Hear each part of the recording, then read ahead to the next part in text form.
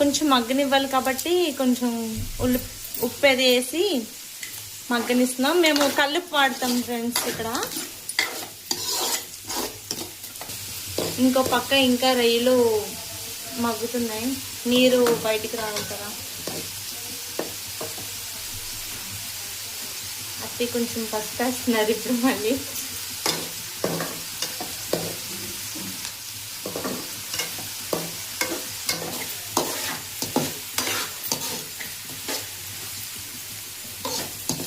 Only రొయ్యలు ఇగురు, టమాటాలు లేవేంటి అనుకోకండి. టమాటాలు లేకుండా ఉల్లిపాయలతోనే మేము రొయ్యలు ఇగురు చేస్తున్నాము.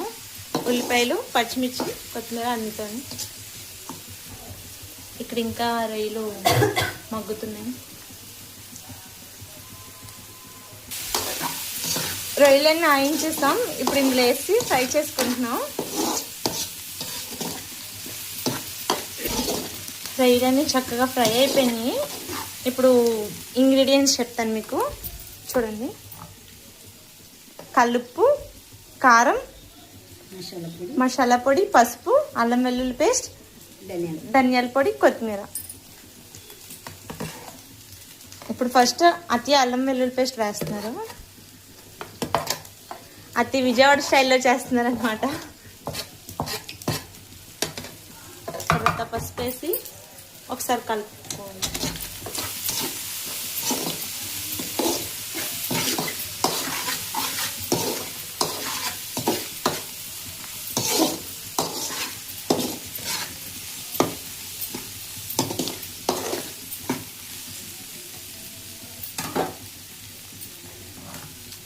తర్వాత ధనియాల పొడి,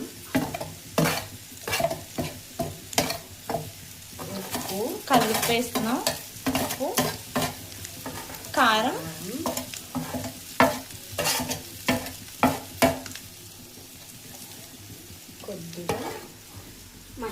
కొద్దిగా మసాలా పొడి.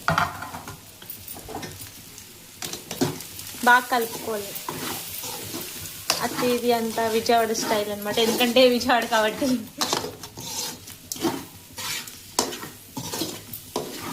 దగ్గరికి చేస్తున్నాం. మా మావికి ఇలా తింటేనే ఇష్టం. కొంచెంసేపు మగ్గాలి, మూత పెట్టుకుందాం. చెప్తున్నాను అది, కొంచెంసేపు మగ్గాలి, తర్వాత మూత పెట్టుకుందాం. ఇప్పుడు అన్నీ వేస్తాం కదా, కాసేపు మగ్గాలి కాబట్టి మూత పెట్టేసుకుంటున్నాం.